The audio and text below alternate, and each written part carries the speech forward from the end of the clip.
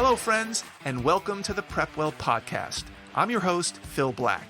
And if you have an 8th, 9th, or 10th grader with big aspirations, like the Ivy League, or military service academies like West Point, ROTC, or athletic scholarships, boom, you've come to the right place.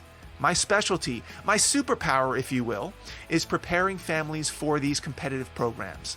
I'll teach you what your child should do, when they should do it, and how you can help. So stick around and prepare to out-prepare. Hello, friends, and welcome to the PrepWell podcast. Today, I am bringing to the podcast something that I do on a regular basis with students and sometimes parents, either in person or over the phone or sometimes a Zoom call.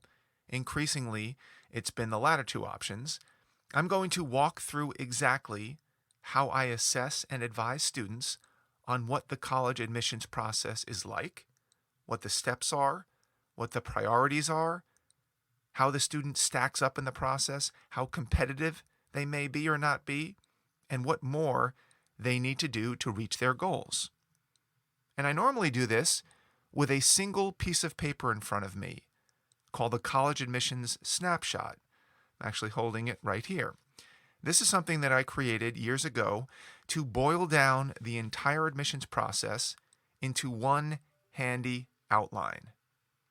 It's available on our website for download for free. Thousands of people have downloaded it and used it for themselves. If you need a little bit more guidance, you can also find several long-form YouTube videos of me walking through this outline in detail if you prefer to watch videos versus listening. But I know some people don't have time to watch a 45-minute video, or they prefer to listen to podcasts because they can do so passively while doing other things, while driving or waiting online or doing chores around the house. So I thought I'd do my best to bring the same content to the podcast. So let me know how you think it goes. Of course, like everything else in the land of PrepWell, the earlier you do this type of audit, the better. I don't love doing this type of review with students in the middle of 11th grade or the beginning of 12th grade, because as we walk through the most important parts of the process, they often quickly come to realize that there are massive gaps in their profile, and they wish they could go back in time to get better grades, or take different classes, or pay attention to their summers, not waste time on low-impact activities. So that's not so fun. What is fun and rewarding is opening up the eyes of 8th, 9th, and 10th graders who still have a fighting chance to build the type of profile that they'll be proud of and that aligns with what they want out of life. And yes, this can be challenging. If your child doesn't really care about their future, then this is a tough sell. However, I also know that kids' maturity levels change quickly. So if at first they aren't interested, try again. If you are a student right now and you happen to be listening and you aren't super motivated, or you don't get why this stuff is important, and you're listening to this because your mom or dad are forcing you to, or you don't think that things that you do now will impact your future, I don't know what to tell you, other than that I hope you give it a shot. You can have massive impact on your future by, number one, understanding what lies ahead, and that's what I hope to accomplish today. Number two, establishing a vision of where you want to go, who you want to be, what you want your life to be like. And this is what I help you with inside PrepWell Academy. And lastly, number three, taking action toward that end, actually doing something or doing many things to help you move ahead. And that's going to be where you come in. And what I'd like to do right now is to walk you through the roadmap from top to bottom of exactly what goes into the college admissions process, so that you have an idea of what lies ahead. If you have no idea what's to come, other than some fuzzy picture of SAT tests and AP classes and college visits and letters of recommendation, then you will not be prepared for the day when you need to pull it all together in an application. There will be massive gaps that you had no idea about, and you'll be filled with regret. The roadmap, by the way, I'll be referring to is available on our website at PrepWellAcademy.com. And it's a single page, just one page. Print it out and follow along. It's not some crazy 40-page ebook loaded with a bunch of filler and checklists and a ton of generic photos of kids smiling with books open on their laps. Instead, this is a bare bones, down and dirty, one-page outline of what's to come. And in this podcast, I will attempt to help you fill in a lot of the blanks. Again, the one-page worksheet is at the very bottom of the homepage at PrepWellAcademy.com, where it says, "Will your child be competitive?" I'm more than happy to send you this overview, or what we like to call a snapshot, so you can follow along or use it on your own or use it with YouTube videos. Okay, let's get started. At the top of the page, in case you don't have the worksheet in front of you, it says College Admissions Snapshot. This means that this outline will give you a picture of where you are, a snapshot at any given time in the process. If you're an 8th grader, many of these items will remain blank because you haven't gotten to high school yet. As you get into 9th and 10th grade, the blanks start to get filled in. And my goal is to give the early students an idea of what's to come so they can rise to the challenge. And for the students that are in it now and moving through it in real time, to understand where they are and how competitive they may be. So let's start moving down the page. If you're driving right now and haven't gotten a chance to print it out yet, I'm going to do my best to communicate what we're looking at as we move through this process. So at the very top of the page, the first category is called Objective Academic Metrics, also known as the Big Three. These 3 items are very important when it comes to college admissions. I refer to them on the worksheet as objective because they are number-based for the most part. They're mostly black and white. The big 3 are, number 1, GPA, number 2, standardized test scores, that's SAT or ACT, and number 3, the rigor of your classwork. Colleges start with these 3 data points because they can be measured. These data allow colleges to evaluate students quickly at scale to determine if the combination of their big 3 is consistent with the types of students they want at their school. And computers can do a lot of the heavy lifting here. Remember, some colleges get over 100,000 applications, and there's no way an admissions office would have the time or the resources to review all 100,000 applications. So your GPA, your standardized test score, and the types of classes that you took during 9th, 10th, and 11th grade will determine whether or not you make it through what I call the initial screen. Of course, it matters what type of schools you're applying to. To get into an Ivy League school, for instance, the holes in the screen are very, very small, and it's tougher to make it through that screen. In bigger state schools, the holes in the screen are bigger, and more people make it through. So obviously, if you have high hopes for getting into a highly selective school someday, you'll have to make sure you're minding your big 3. If your GPA is so-so, and you do average on the SAT or ACT, and you took all non-weighted classes, chances are you'll hit the screen at the more selective schools, and you won't make it to the next stage. If you want to make it through the initial screen, then pay attention to your GPA, do well in class, prepare for the SAT or ACT, take challenging classes. If you do all of those things, starting in 9th grade, ding, ding, ding, ding, ding, did you hear that? 9th grade, not 10th or 11th grade, starting in 9th grade, there's a good chance you'll make it through that initial screen. And at this point, that's all you can ask for. Now, let me make something perfectly clear.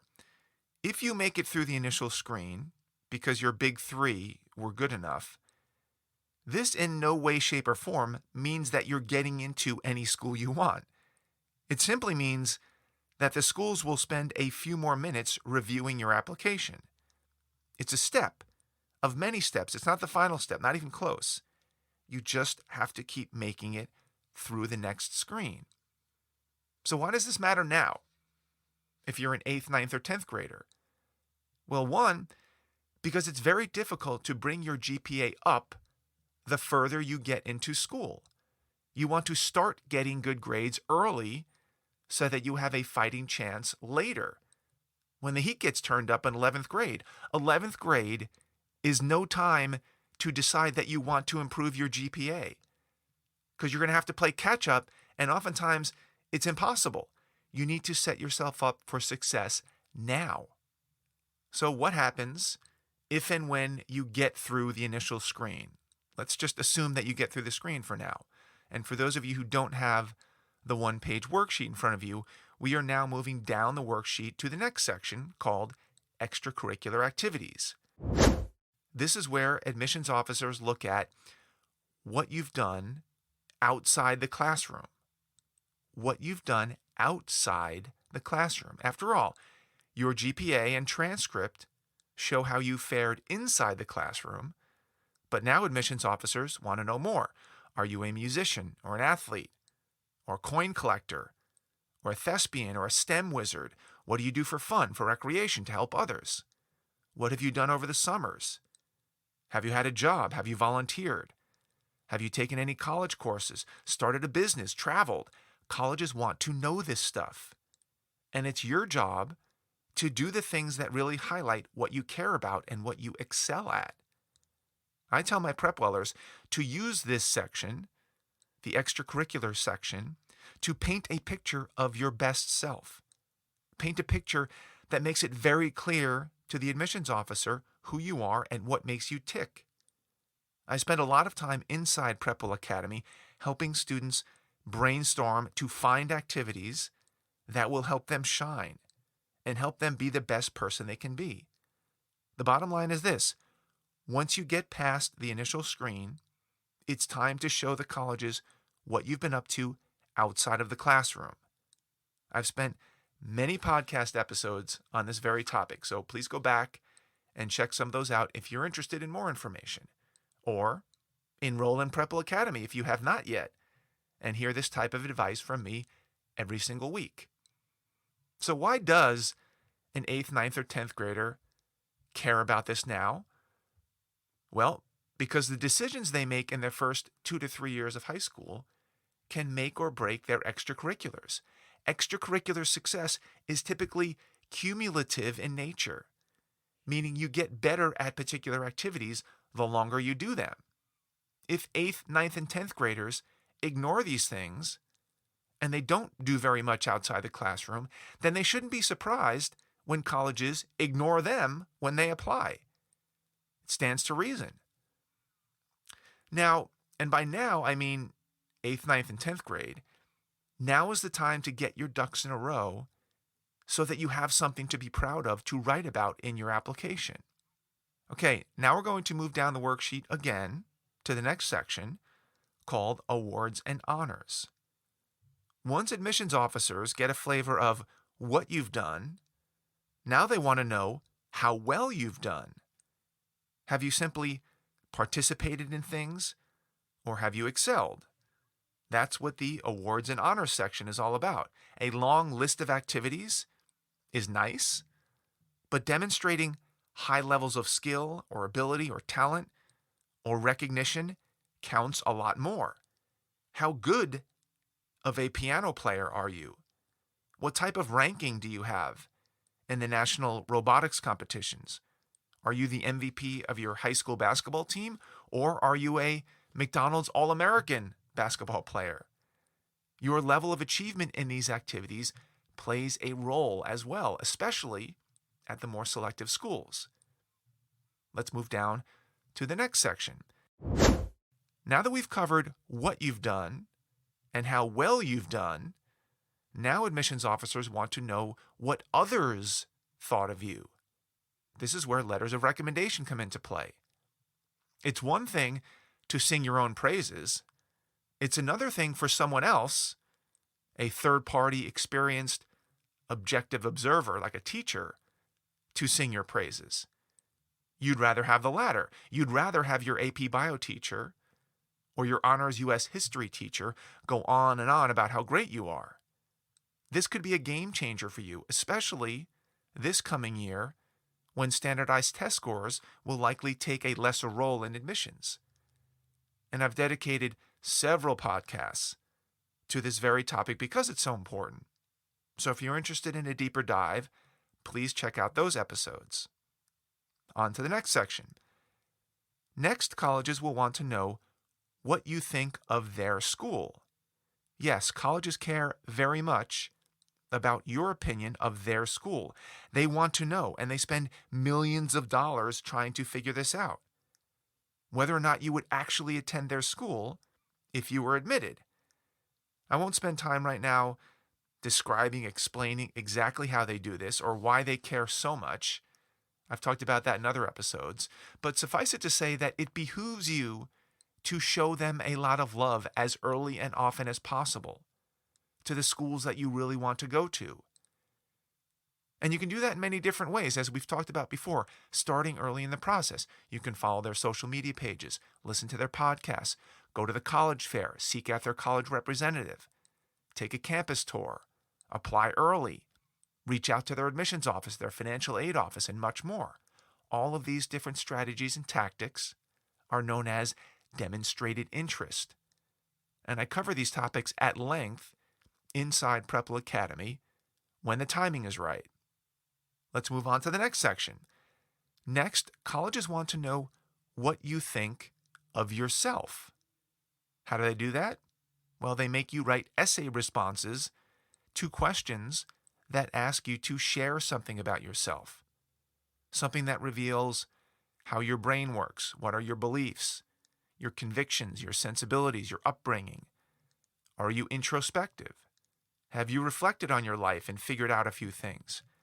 Have you developed insights about human nature that are unique? All of these goodies can be revealed in your essays. There's a main common application essay that's 650 words. And then individual colleges can also ask you questions of their own to help get at the real you.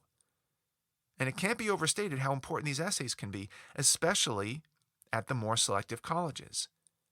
And I spend several podcasts and many PrepWell Academy videos coaching and teaching students how to approach this essay writing. It's very important on many levels. And lastly, the final section. What do schools need? Sometimes schools have what we call institutional priorities. This means that they need certain types of students to attend their school for any number of reasons. They may need athletes, or oboe players, or computer science experts, or students from a particular socioeconomic background, or certain part of the country, or sexual orientation. Each school has their own set of priorities that they try to fill with each incoming class. Most of the time, you can't control what the colleges need in any given year, but it's nice to know what their priorities are. But your job is to prepare yourself the best you can, and then you're going to have to leave it up to the process. Well, that brings us to the end of our one-page college admissions snapshot. Obviously, I could spend hours on each of these topics individually, but that would be a lot to digest in one sitting. What I hope I've accomplished is giving you a high-level, 30,000-foot view of the types of things that colleges will be looking for and when, and a framework to succeed in each of those at just the right time. And therein lies the basis of PrepWell Academy. It's nice to listen to this podcast and get an overall sense of what's to come, but how much of this will you actually be able to retain and execute on tomorrow morning, for example? I don't know. But PrepWell Academy was created with the assumption that you, and by you I mean either the parent or the student, can't easily make this happen on your own without some structured guidance. And that's what PrepWell Academy provides. PrepWell puts you on a path that provides weekly guidance to make sure you are taking care of business when it matters most. So if you're not yet enrolled, I encourage you to get with the program, enroll your son or daughter, and make this process a whole lot easier. That's all I've got for you today, folks. Thank you for tuning in. Thank you for your continued support. If you know a parent with an 8th grader, 9th grader, 10th grader, 11th grader in high school that might find this episode helpful, please share it with them. You can do that by finding that small box with a tiny arrow pointing up. That there is the share button. Click that button, text your friends the link to this episode, maybe even put a personal note from you recommending that they give it a listen. If you have questions, comments, or an idea for an upcoming episode, please reach out to me by email. DM me on Instagram, PrepWell_Academy. Check out my blog, visit on Facebook, connect with me on LinkedIn. I would love to hear from you. Until next week, goodbye, good luck, and never stop preparing.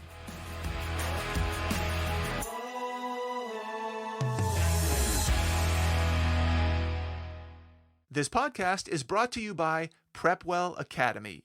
PrepWell Academy is my one-of-a-kind online mentoring program that delivers to your 9th or 10th grader a short, highly relevant video from me every week, every Sunday in fact, where I give them a heads up about what they should be thinking about to stay ahead of the game. To get these valuable lessons into your child's hands, please head over to PrepWellAcademy.com and enroll your child today.